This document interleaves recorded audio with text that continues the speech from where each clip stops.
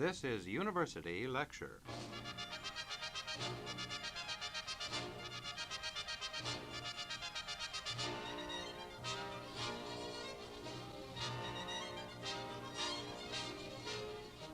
Welcome to another in a series of lectures given on the campus of Iowa State University in Ames. Today we present the sixth of a series of 8 lectures from the 1969 World Affairs Institute on the USSR, the second half century. Today's speaker is George L. Klein, professor of philosophy at Bryn Mawr College, speaking on religious and philosophical ferment among Soviet intellectuals.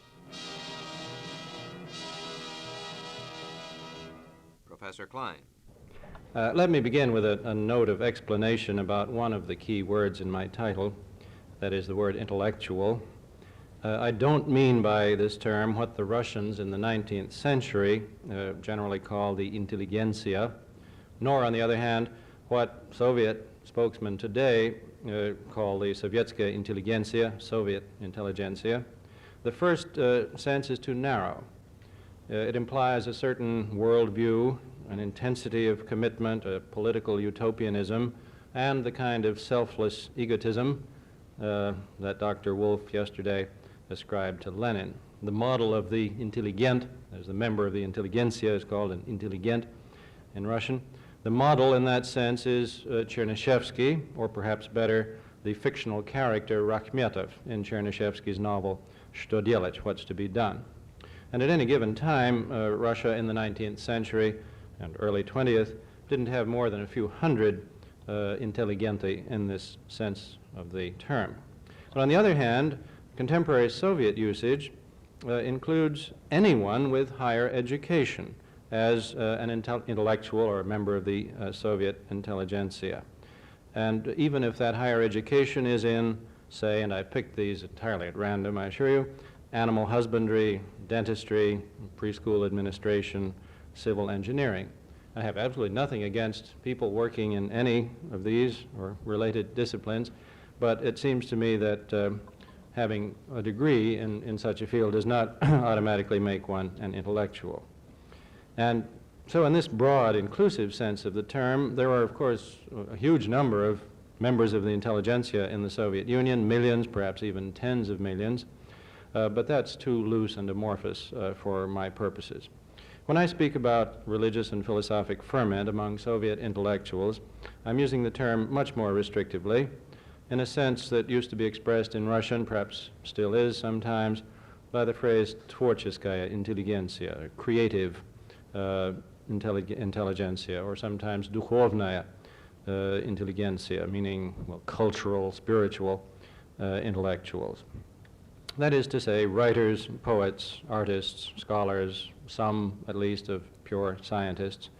And these people are numbered in much smaller figures, in the thousands, perhaps at most tens of thousands in the Soviet Union today. And of course, they're a small group in any society. And among them, among these few thousands or tens of thousands, the ferment I'm talking about has thus far reached only a fraction. So it's small in extent, but I think, and I hope to try to show you, very important and with great promise for the future. Well, now first about the place of religion in rather ordinary sense in this Soviet intelligentsia, that broad group of people with higher education. Now let me be perfectly clear at the outset that I accept the Soviet claim that the overwhelming majority of this group, that is of Soviet citizens with higher education, say under about age 45 or 50 at least, say 90% of them, are either atheists or agnostics. And that means that the Soviet anti-religious campaign, the critique, the courses in scientific atheism and so on that permeate Soviet education at every level and have for a long time, have been effective. That the reductionist critique of religion as a kind of bad science, initiated really by Plekhanov with Marxist inspiration, and of course initiated also by the 18th century philosophe, that this critique has succeeded, has been accepted as valid by most members of this intelligentsia in the broad sense. Now, what kind of a critique has it been? Just very briefly, its chief target has been the intellectual content of religion, of traditional religions. Not even theology in the strict sense, but what I would take to be mostly incidental, not essential assertions or denials of scientific facts or theories, for example, Darwinism. And the Soviet anti-religious dialogue over a couple of generations now has proceeded at the level of the Scopes trial of 1925 in this country. But of course it's not a genuine dialogue, inasmuch as spokesmen for religious groups and religious positions have had no public opportunity to answer their atheist critics. The latter have been free to pursue their Plekhanovite reduction of religion to doctrine, to a kind of science, but bad science, pseudoscience. This has succeeded. As I say, most Soviet citizens, at least under about age 45 or 50, with higher education, are convinced that religion of every kind is unscientific, if not downright superstitious, and really cannot be taken seriously, does not deserve to be taken seriously by anyone who is educated and intelligent. Now, at the same time, religion hasn't withered away. Religious commitment, religious conviction continues. But it is generally among the group less well educated. Now, from the viewpoint of Marxism-Leninism, the continuing, though relative, vitality of religion in the Soviet Union presents a serious problem. The failure of religion to wither away at this advanced stage of transition from socialism to communism in the 53rd year after the October Revolution is now sometimes explained, and I'd put explained in quotation marks, as a result of new insecurities and fears that have been generated in certain elements, certain strata of the Soviet populace by threat of thermonuclear war. And because in the official account any such war would be launched only by capitalist governments, though they haven't gone on to talk about China in this connection in anything I've read, and perhaps that would be a problem for them. In things I've read, they've said that only capitalist governments would launch any such war. So the persistence of religious belief in Soviet society is now explained as a result, indirect rather than direct, of the evils of capitalism. Now, some lip service is still paid to the old explanation in terms of the пережитки, the survivals, the leftovers, the hangovers of the old order, but at this advanced stage, when 2, even 3 generations of Soviet citizens have grown up in the Soviet system, that explanation doesn't carry much force.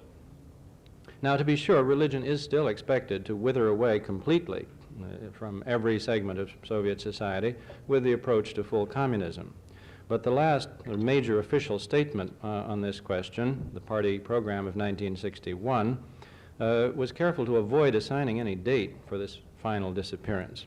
And indeed, one spokesman for the Church, for Russian Orthodoxy, declared in public, not in print, but in a statement when he was visiting this country to a group of Americans, he declared that with the attainment of full communism, religion would truly begin to flower.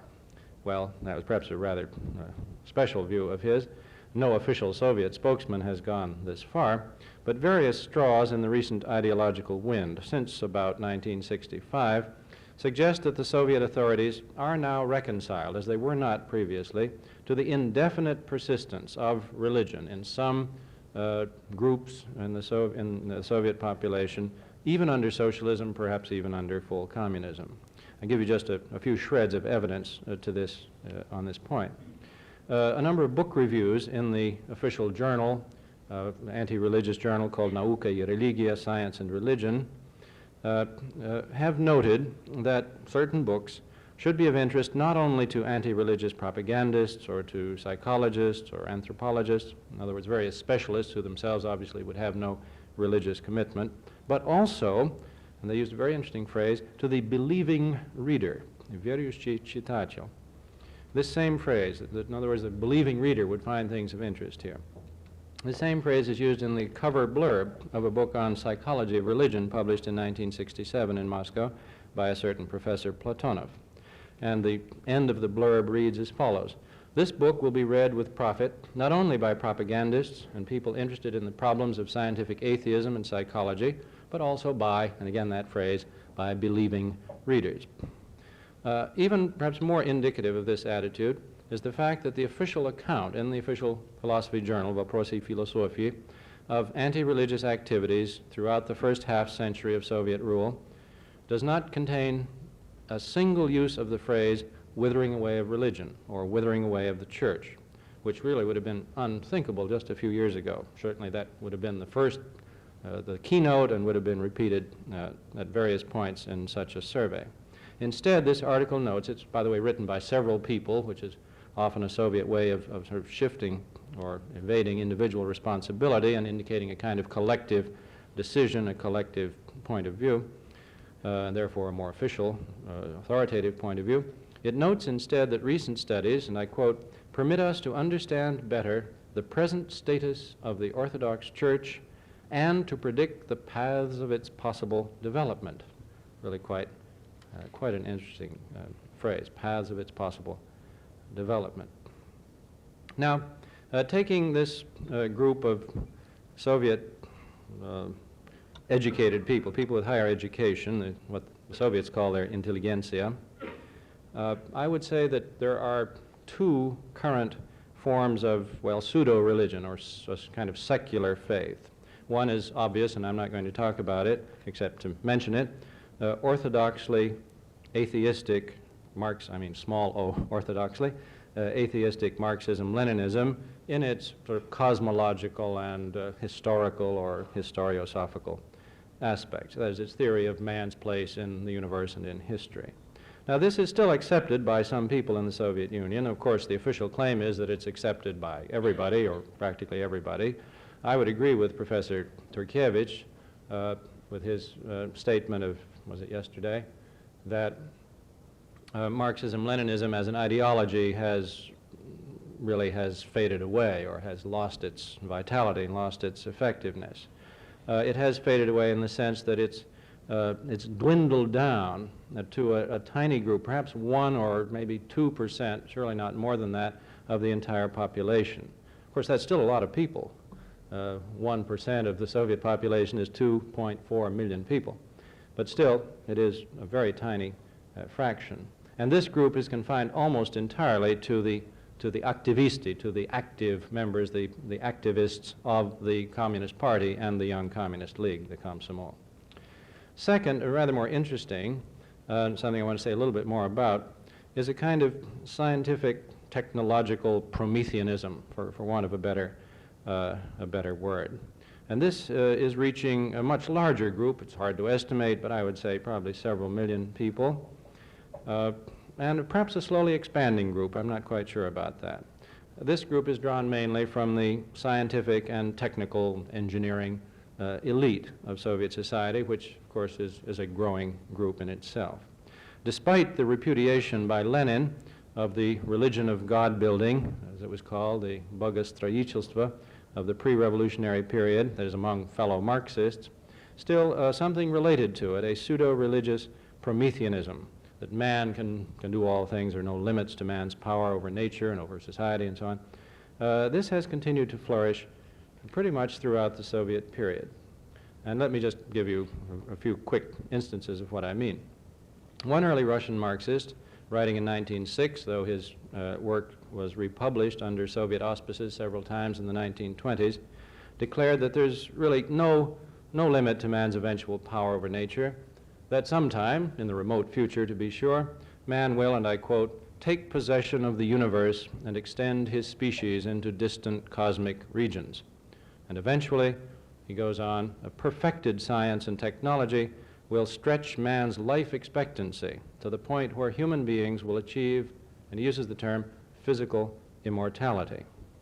And I'm quoting him directly now, we who are struggling now for a social ideal, and he means the ideal of socialism or communism, we are struggling in the final analysis for individual immortality, meaning individual physical immortality.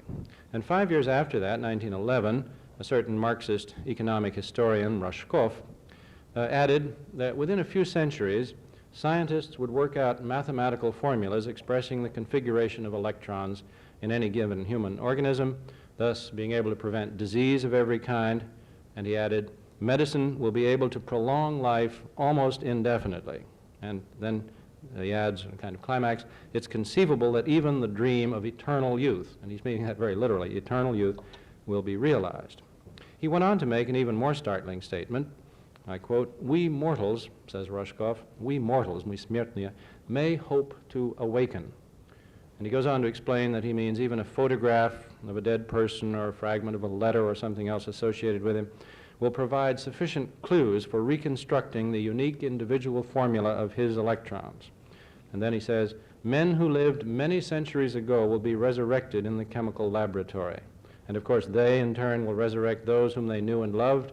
The task of immortality, his term is zadача бессмертия, the task of immortality will finally be carried out.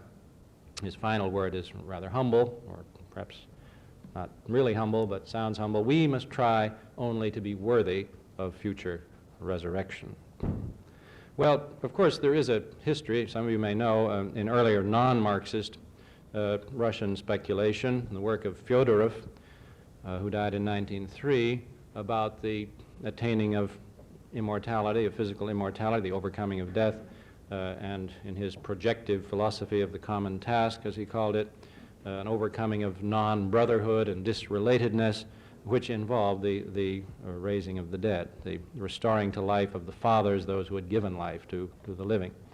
But his motivation and terminology and symbolism were moral and religious, whereas that of Rushkoff and the Marxists were secular and a kind of vulgarization, I think, of what Fyodorov had said. Now, short of this, what we might call Prometheanism unbounded, of physical immortality, is the claim, the project of dramatically increasing the average life expectancy. I might put in a footnote here that the claim of physical immortality is a very strange one, very ambiguous. Let's say here's someone who has been living for a very, very long time, and he claims, or someone else claims for him, that he is physically immortal, that he will never die, his body will never, give way, disintegrate. Well, how can he be sure, or we be sure, that he won't die the next moment after he's made that claim, which will presumably disprove his claim? That is, there are conceptual problems here, but of course one knows what these Russians were talking about as an ideal. Now, this business of increasing the life expectancy very dramatically is a theme that has run through Soviet speculation, even back into the pre-Soviet period, in one scientist at least, a man named, forgotten his name, come back to me later, doesn't matter. But he was talking in fairly modest terms about, say, 120 years as an average life expectancy. And the poet Mayakovsky, in the 20s, spoke of an eternally youthful centenarian. It's a rather nice phrase in Russian, one who would do starosti без starosti, live to 100 without old age. But this was fairly modest compared to the kind of thing that Soviet spokesmen began to say in the 50s. For example, an American who was then a communist and a Stalinist, Howard Fast, broke with the party later, declared publicly, it was at a meeting in Columbia that I attended in 1951, that the progress of Soviet science was bringing an indefinite extension of man's lifespan within the realm of possibility. I remember there was a young Indian girl present, a visiting student, exchange student, who rose and asked him, well, sir, do you mean the eventual realization of physical immortality? And he smiled and said, well, that wasn't impossible, but that all he meant was a life expectancy of some tens of thousands of years. Well, Mechnikov is the name I'd forgotten. Mechnikov, who was an immunologist who emigrated to Paris in at the end of the 19th century and wrote some sort of philosophic treatises about this, saying that, well, the fear of death and the horror of death was just due to its coming too soon, that too soon meant not, just 20 or 40 or 60, but 70 or 80 or 100, and that the right time was 125. Why I picked that number, I'm not quite sure. Now, if claims like this about tens of thousands of years seem too fanciful to be taken seriously, we may look to more moderate and more recent Soviet statements. One Moscow medical journal put it this way in 1961, "To live a long time, even if living forever is denied us, that is a goal that all men are striving for." And this long time has been defined by various Soviet scientists, for example, an academician named Obruchev, as 150 to 200 years on the average. And Obruchev, in fact, and this was a statement given very prominent display in official Soviet publications, Obruchev added that Soviet citizens rightly demand from Soviet science and technology just such a prolongation of life, together with the elimination of disease and so on. Another Soviet scientist, a man named Keller, K-E-L-E-R, said in 1966, and this was in the journal The Soviet Union, which is published in English and therefore intended for a wide international audience, and distributed in this country, that the average life expectancy would increase gradually until it reaches 100 by the year 2000. He didn't say specifically in Russia or specifically anywhere, but just talking in general terms. And then he said, during the 21st century, and I quote him, "If wanted, life will be continued for any period, even centuries." Well, in recent years, Soviet scientists haven't said anything, to my knowledge, about the project of Rostkov or of Fyodorov of physical resurrection of the dead. I guess there's enough crowding already without bringing back those who are gone. Well, this is the kind of thing I mean by the scientific technological Prometheanism. You see, it does somehow answer or try to answer some of the religious questions about man's place in the universe and the meaning of life and the meaning of death, reality of death, finality of death, that sort of thing. And along with various other things like interplanetary colonization and climate control, these are the Promethean goals that are talked about really very seriously and on which research as well as speculation is being done. Among a number, as I say, quite a large number of scientists and engineers and technicians in the Soviet Union. And in this sense, one might say that every Soviet space success is, as official propagandists keep saying, a blow against religion. That is a proof of this, of the plausibility, of the feasibility of this Promethean project, that one can colonize the distant solar systems and distant galaxies and so on.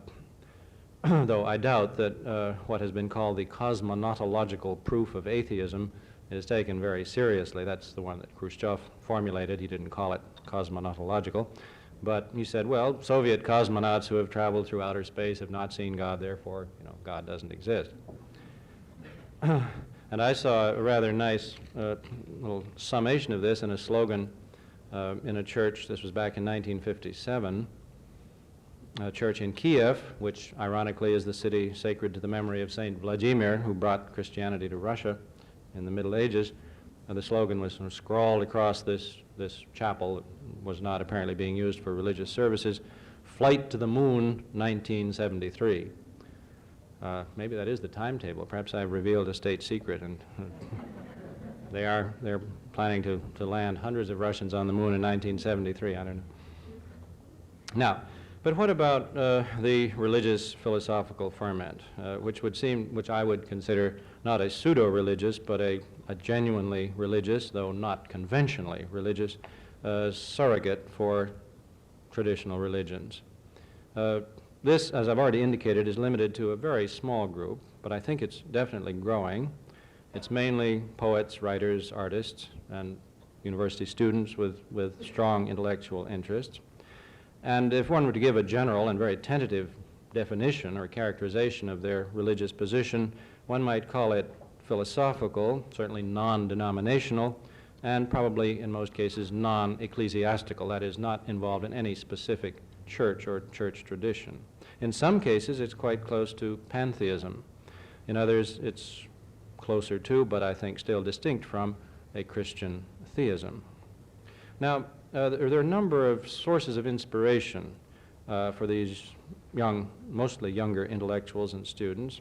Among them, literary inspiration or inspiration from literary figures. Three poets in particular, one of whom I'm sure is well known to you, Pasternak, who died in 1960, and two, perhaps less well known, except to students of Russian literature, Anna Akhmatova, who died most recently in 1966, and Marina Tsvetaeva, who died by her own hand in 1941. Now, Tsvetaeva and Akhmatova were devoutly Russian Orthodox throughout their lives, and this is reflected in their poetry, and especially in that of Tsvetaeva. And they're both superb poets.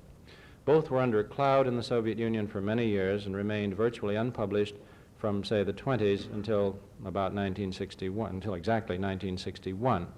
In that year, small volumes of their selected poetry, and also of Pasternak's, were published, though carefully purged of all religious poetry, which in the case of Tsvetaeva was a very drastic purging, I must say. And in 1965, large volumes, perhaps 3 or 4 times as large as the original selected works, of all three writers appeared in that same year, 1965. And each of these volumes included a few of the explicitly religious poems, though of course there were many omissions. Now, just how widely known the suppressed poems, there's the poems, say, of the Dr. Zhivago religious poems, which have not been published in the Soviet Union, either in those editions or any others. How widely known they are, it's difficult to determine, but the kind of young intellectuals I'm referring to, I'm sure know them. Certainly the poets do. These works circulate in manuscript, and even the works of Tsvetaeva, either those published abroad or those that have been copied from works published abroad or works published very early in the Soviet Union. These things are circulated and known. There's a great sort of cult of memorizing poetry and teaching it to a friend who teaches it to a friend and so on. A great love of poetry, including religious poetry of literary giants like the three I've mentioned. When Akhmatova died in 1966, her funeral, like Pasternak's 6 years before, was conducted in the Orthodox Rite. But unlike Pasternak's, it was public, was announced in the Soviet press, though briefly and laconically, and was immediately reported abroad. Pasternak himself, though he came to Christianity relatively late and expressed an explicitly religious viewpoint in his work only during the last decade or so of his life, is perhaps the single greatest force promoting sympathy for and interest in religion, religious ideas, religious convictions among the young poets and intellectuals in the Soviet Union. And this doesn't mean by any means that all of them wholeheartedly accept his reinvented Christianity, as it's been called. Some of them do, some of them don't. But all of them, I think, are impressed by the seriousness and the freshness of his religious feeling and by his understanding of Christianity as a religion that fuses sacrificial love and creative freedom.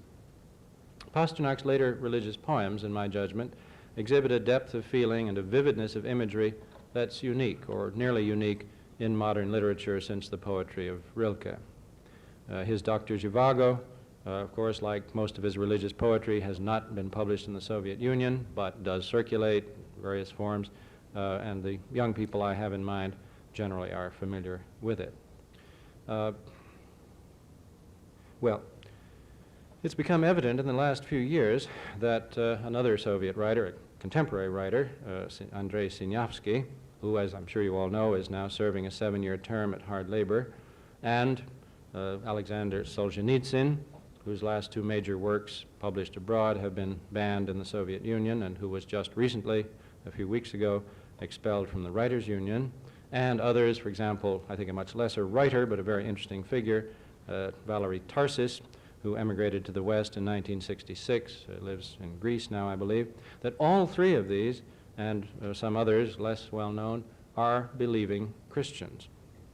Now, just exactly, are they Orthodox or are they something else, schismatic? It's not quite clear, but that they are Christians is, I think, very clear. But religious themes in their works are almost entirely limited to their unpublished writings, that is, or works not published in the Soviet Union, but published only abroad. I might add one other name, well known to you, that of Svetlana Alliluyeva. I'm not quite sure yet about her stature as a writer, but still what she has written and what she has told us is important as fresh testimony to the presence of religious convictions in the upper reaches of the Soviet, not only intellectual hierarchy, but social and political hierarchy too. Her own religious beliefs and her conversion, her baptism by an Orthodox priest in Moscow about 6 years ago now.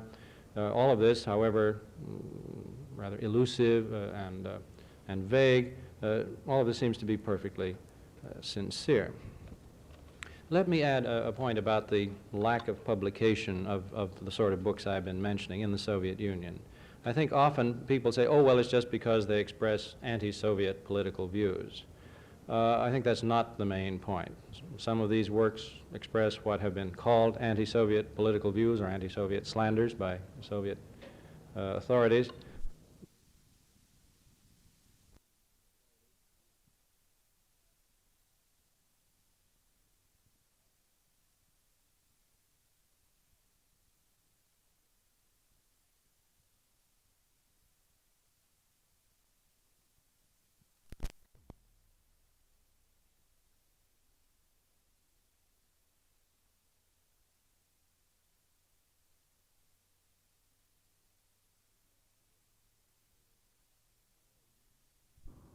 But my own view is, and some of them, by the way, don't, really have no political references at all.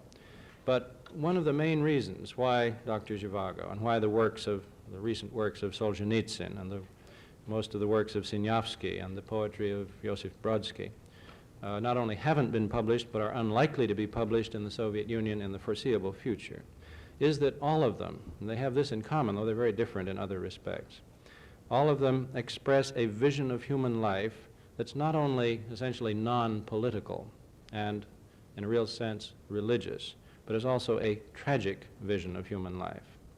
And that Soviet writers living and educated and brought up in the Soviet Union, that Soviet writers, half a century and more after the revolution, should still be putting forth a tragic view of life, of the human condition, is to the authorities simply unforgivable. As you may know, there's a rather simplistic Marxist-Leninist theory of tragedy, which runs roughly as follows, that tragic literature or literary expressions of tragic conflict simply are expressions or reflections of a certain tension, certain contradictions at the level of society and personal relations, mainly social relations, characteristic of pre-socialist regimes or pre-socialist societies, capitalist or feudal or slaveholding. And the claim is made that socialist society has overcome all such contradictions. There may be some tensions left or some non-antagonistic contradictions, as they sometimes say, but they're not, this kind of antagonistic and destructive and unmediatable contradiction that is expressed in tragedy. So that Soviet tragedy, or tragedy in Soviet literature, is an anachronism from the official point of view, and more reprehensible and less acceptable, less tolerable than any implied or even explicit critique of specific flaws in Soviet society, past or present. Well, let me suggest just a few examples of what I mean.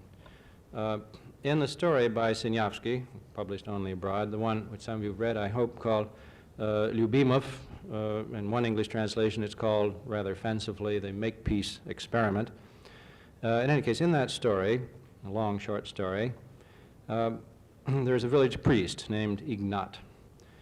And there are a number of prayers. I think actually these are abridged or even left out in some of the English translations. They're very hard to translate, and they're in beautiful kind of church Slavonic, Oche nash and all that. Well, let me just give you a brief excerpt in translation of a couple of these. This is, of course, a quotation within the book. It's a priest praying. Father, make glad the souls of those who lose heart in the face of life's storms. Father, comfort them in thy bosom as a mother comforts her children. Save, O Lord. Yes, this, I do want to read this. They're kind of catalog, almost like catalogs in Dante, in the Inferno, of the violent deaths of those for whom the priest is praying. Save, O Lord, those who have perished in grievous torments, slaughtered, buried alive, swallowed up by the earth, by waves or by fire, torn by wild beasts, starved, frozen, or fallen from great heights. Give them in return for the grief of their endings thine eternal joy. Father, console all who are lonely and orphaned, the poor, and those without a friend or relative to pray for them. And then there's a long prayer for sinners of various kinds. have mercy on those wounded by ruinous unbelief, and so on. And it ends, Father, forgive the sins of the children through the tears of their mothers.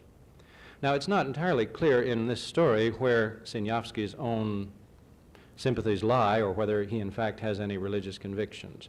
But in another work of his, again published only abroad in 1966, a little book of aphorisms and meditations called Thoughts Unaware, in this book his position becomes crystal clear.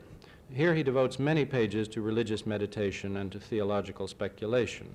His purpose is plainly stated. He says, we've had enough talk about man, it's time to think of God.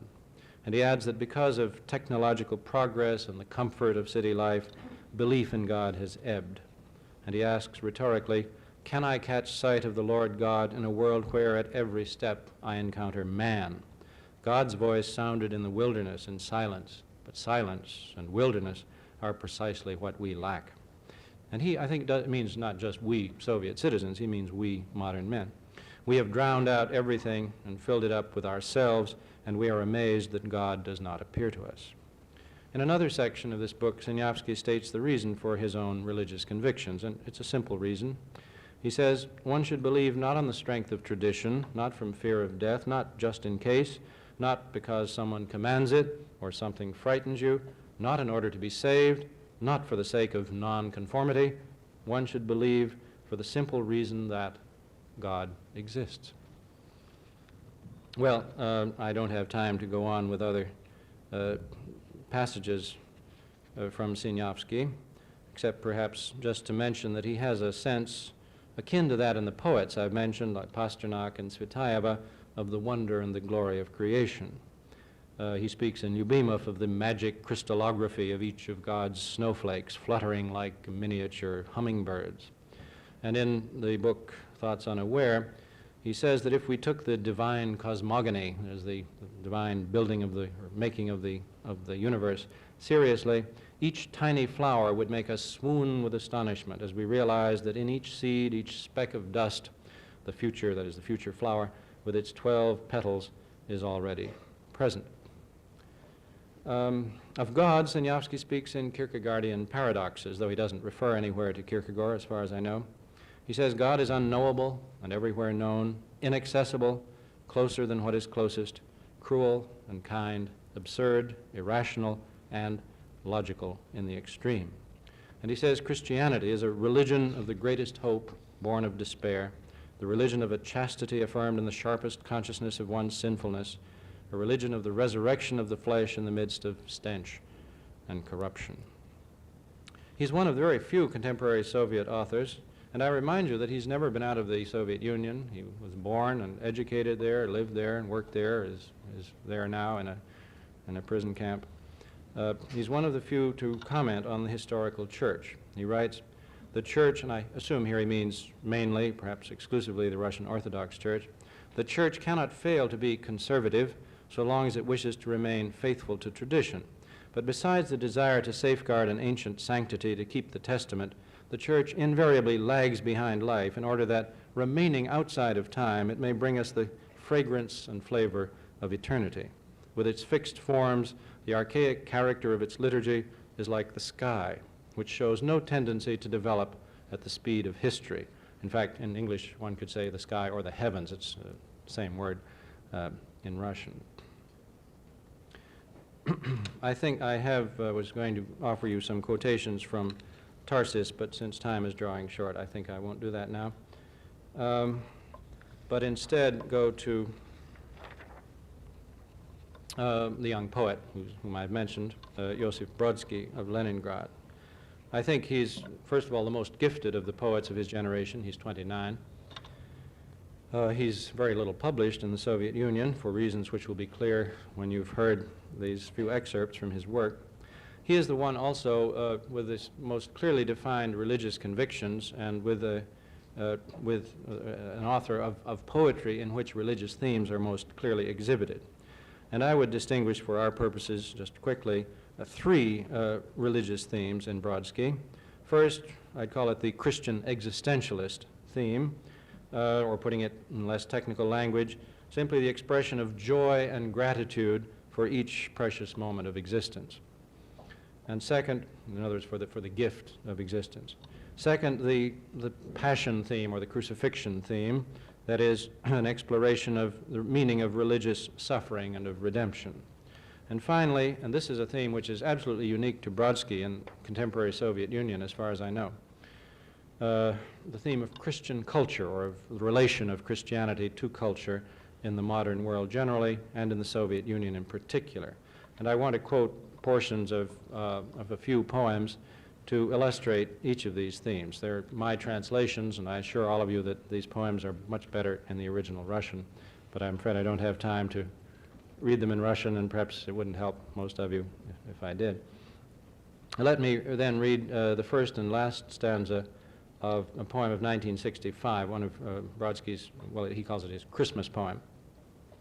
It's about the three wise men and so on. He says, and by the way, he was in exile in Arkhangelsk, and in a very lonely and desolate place, and away from his family and friends and his beloved native city of Leningrad when he wrote this, very far away. The wise men will unlearn your name.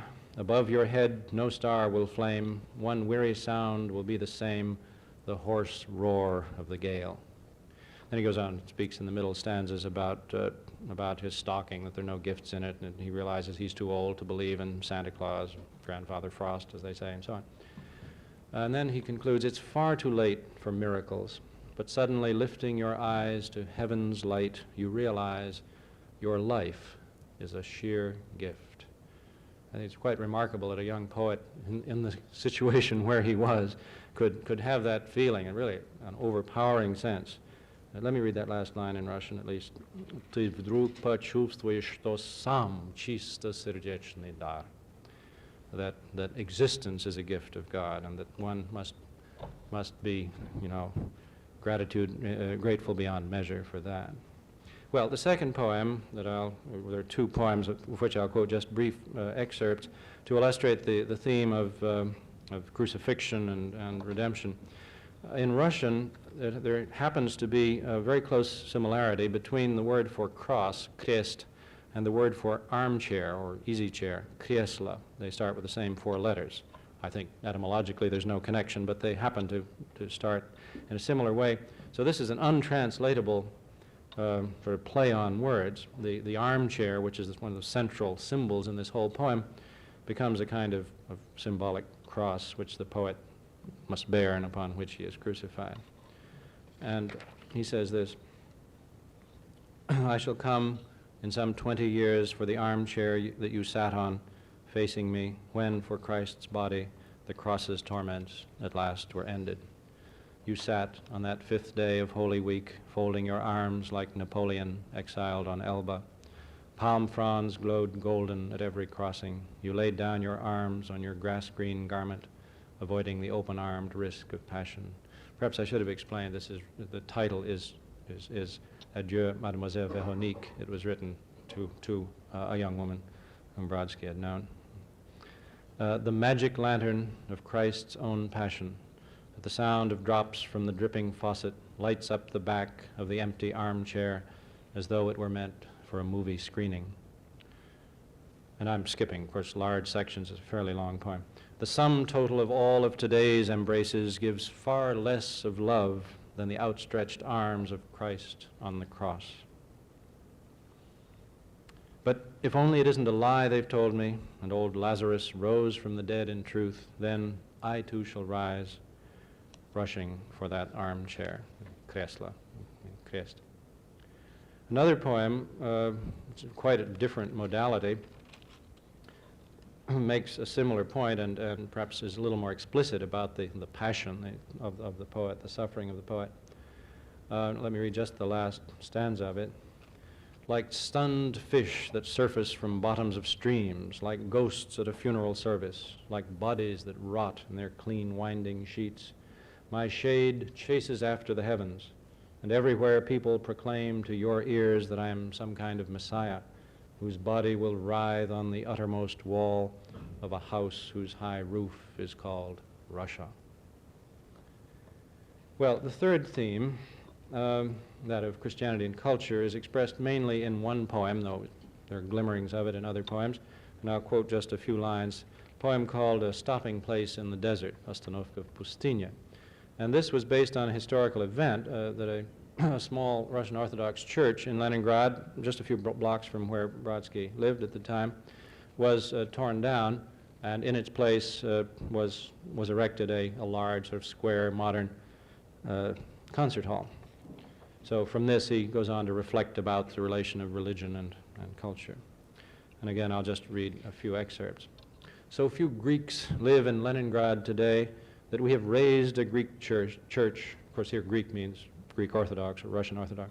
We have raised a Greek church to make space for a new concert hall built in today's grim and unhappy style.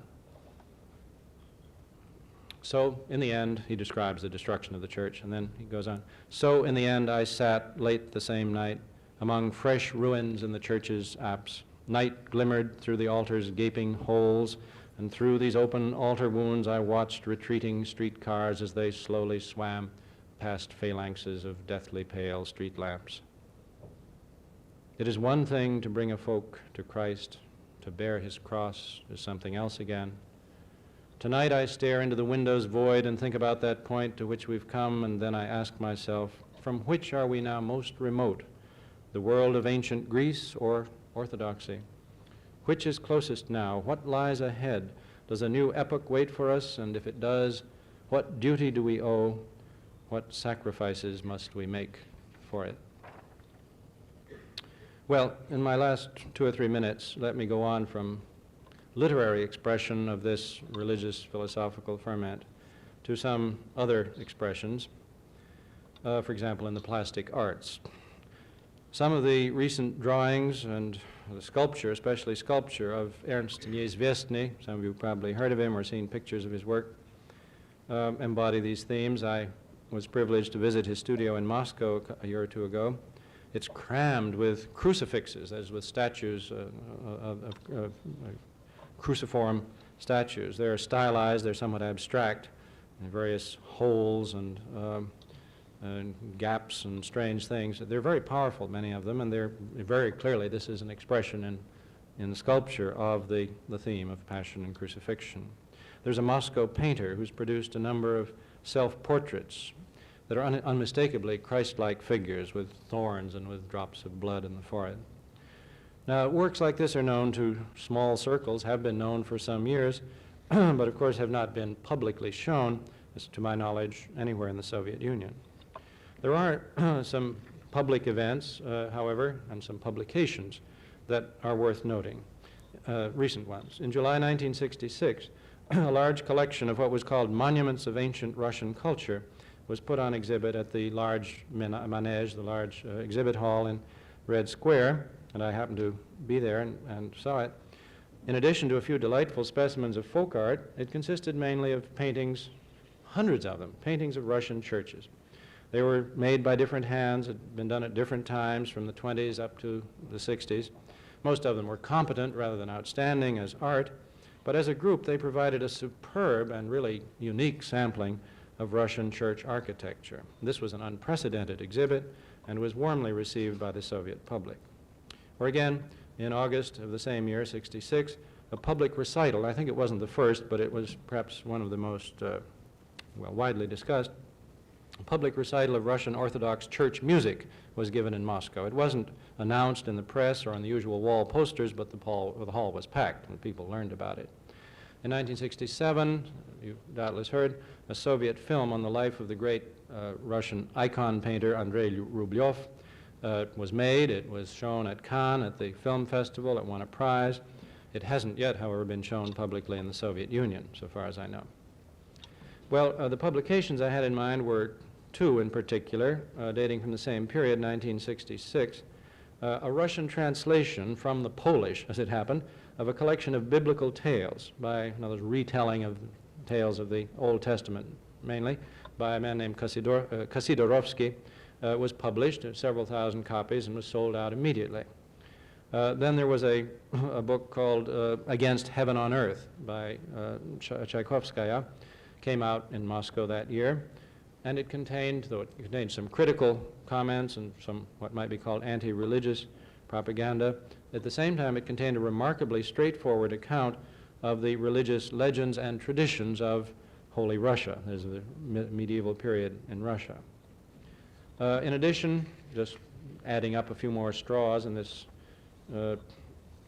cultural and ideological wind, some of the published poets, and widely published poets, not underground poets at all, have protested against certain aspects of Soviet society and of Soviet technology that are very central. For example, the whole emphasis on gadgetry and the space program and things like that.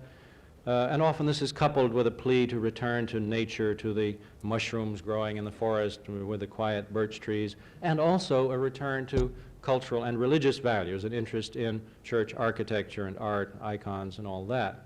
Soloukhin made the point rather nicely in one phrase, not about the churches, but about technology versus sort of the natural. He said, a cow is really a much more complicated thing than a jet plane. He has another poem in which he talks about how an elephant, without any chemistry laboratory, without any retorts or Bunsen burners or test tubes, produces, out of soft green grass, it produces this wonderful hard, shiny ivory, tons of it. How can an elephant do that? Well, it's not quite a religious formulation, but it's raising some questions, some philosophic questions and questions that I think have led Soloukhin in a religious direction already.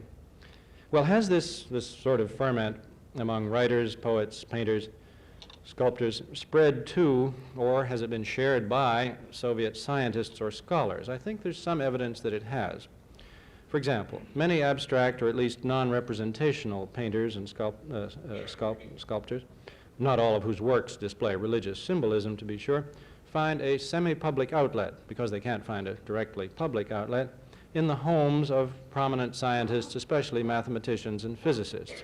That is, they may give or lend these paintings or statues, or they very often sell them. And physicists and mathematicians are apparently quite discriminating and sensitive buyers of such things. Also in the lounges and reading rooms, libraries of research institutes in physics, mathematics, electronics, and such fields, in Moscow, Leningrad, Kiev, also out in the new science city of Novosibirsk, to which Dr. Turkevich alluded yesterday, one finds these, sort of semi-public shows of interesting current painting or sculpture.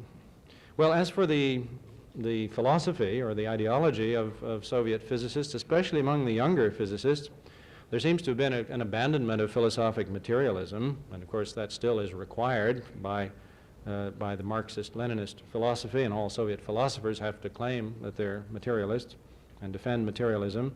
But some of the physicists, who presumably should know much more about matter and nature and all that, have been trying to work out, haven't gone very far with this, but trying to work out a kind of philosophy of nature, or perhaps even a metaphysics, that stresses concepts like energy and field, and even in some cases mind or spirit, as a, or perhaps even the, cosmic reality. Now, among the philosophers, there isn't anything like this. The people who are trained in philosophy and work in philosophy research institutes or teach philosophy in universities. But there is something else that's interesting and related here, an increasing interest in existential thinkers like Heidegger and Sartre. I know, for example, of a sympathetic and sensitive monograph written by a young philosopher in Moscow within the last 2 or 3 years, on the religious existentialist Soren Kierkegaard. Now, it hasn't been published, though one article by the same author has been published, and it's by far the best, most objective, most helpful introduction to Kierkegaard that's appeared in the Soviet Union anywhere. By the way, not in the philosophy journal, but in a literature journal, an interesting point. This monograph on Kierkegaard is so uncritical and so sympathetic that it has not found, and probably will not find, a Soviet publisher. There's also some start toward contact. I wouldn't call it dialogue yet, but some kind of contact, usually on a personal and unofficial basis, between some Russian Orthodox priests, and not all of them even academics or teachers in theological schools. Some of them are just parish priests, and some Marxist philosophers. This, again, is just a matter of a handful of people, but still I think it's very significant.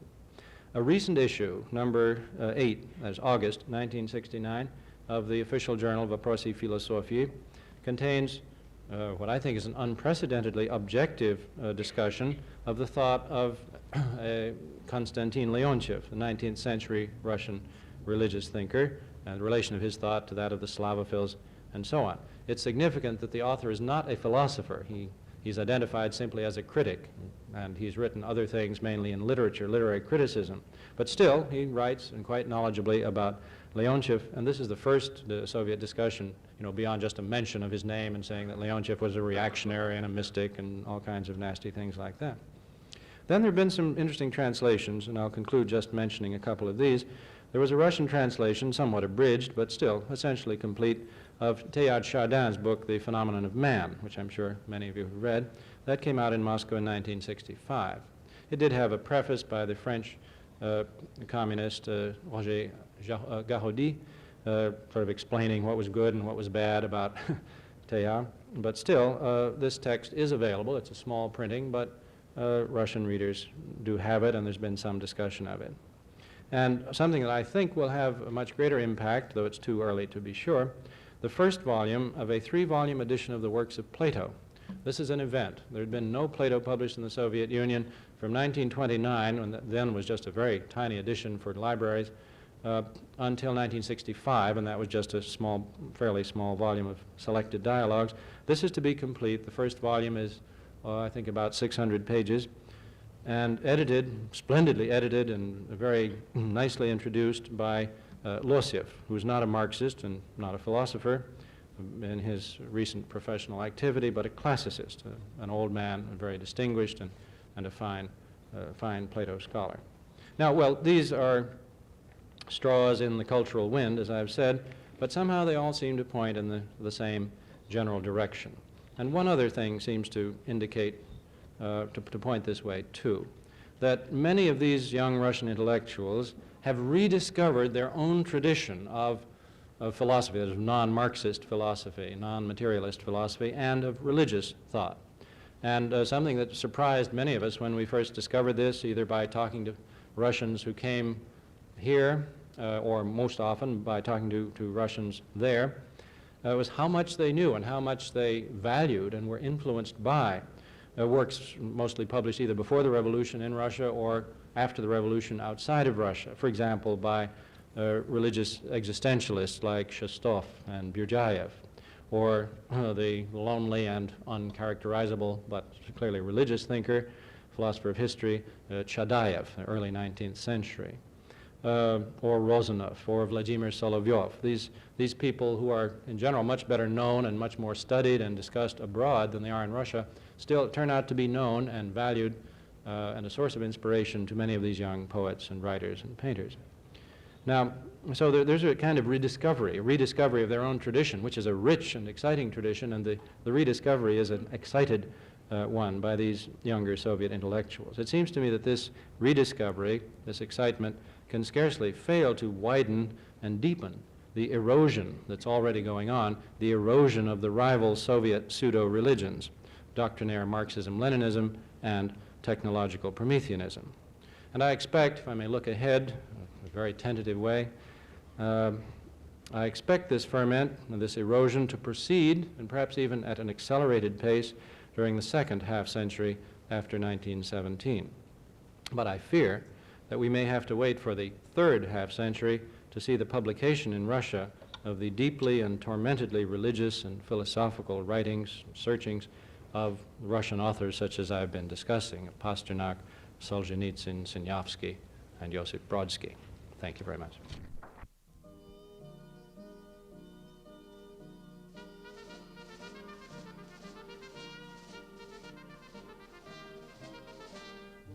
You have been listening to another in a series of lectures given on the campus of Iowa State University in Ames.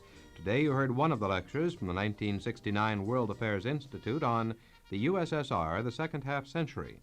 Today's topic was religious and philosophical ferment among Soviet intellectuals, and the speaker was George L. Klein, professor of philosophy at Bryn Mawr College. Next week, Robert F. Burns, professor of history at Indiana University, lectures on the topic Russian and Eastern Europe, the Soviet Dilemmas.